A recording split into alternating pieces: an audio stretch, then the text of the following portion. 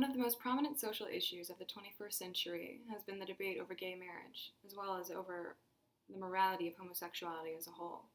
And while the Supreme Court ruled in 2015 that it was unconstitutional for states to deny same-sex couples a marriage license, the subject continues to be a common topic of debate. Those who would prefer to see this ruling overturned cite a variety of reasons, from religious to societal, but one of the most common reasons is that homosexuality is unnatural, which makes it morally wrong.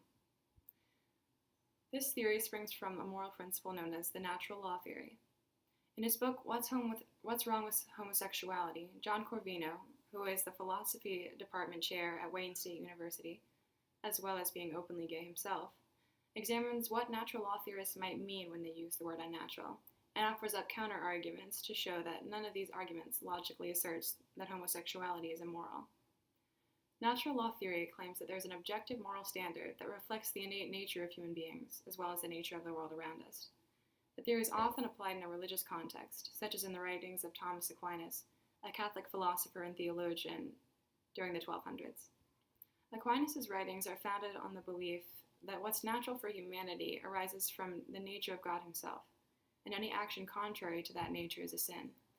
But despite the fundamentally religious basis of this philosophy, many of the natural law arguments are made outside the context of Christianity. This leads to John Corvino's first problem with the natural law theory. The meaning of unnatural is extremely unclear, and for this argument to hold any weight, the term must first be defined. Corvino asserts that even those who use the word unnatural to condemn homosexuality often have no clear definition of the word, or at least that the term is used inconsistently. He proposes several interpretations.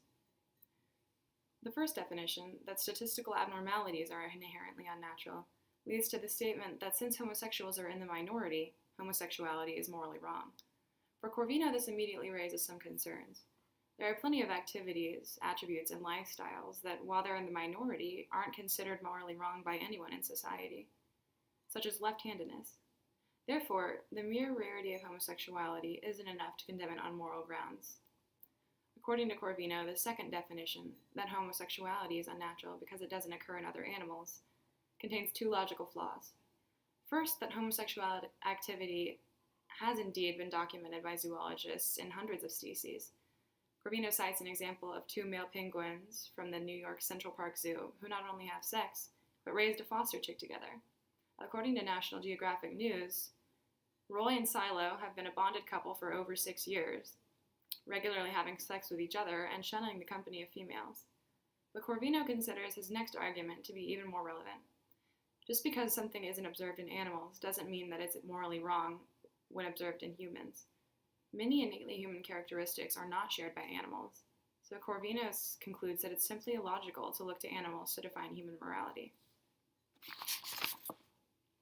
Views diverge on this next definition, that homosexuality is unnatural because it doesn't arise from innate desires.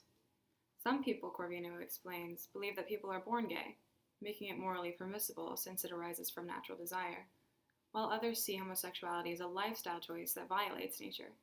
While the first view does seem very pro-gay rights, according to Corvino, they're both wrong.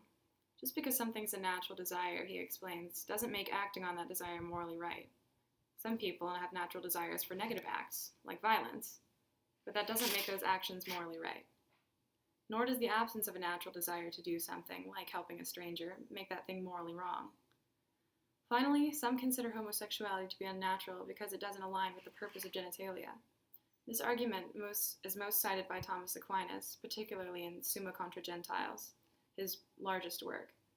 According to Aquinas, God's intended purpose for sex, as well as sexual organs, is procreation, and therefore he asserts that any sexual act that has no possibility of yielding children is unnatural and wrong, as it violates God himself.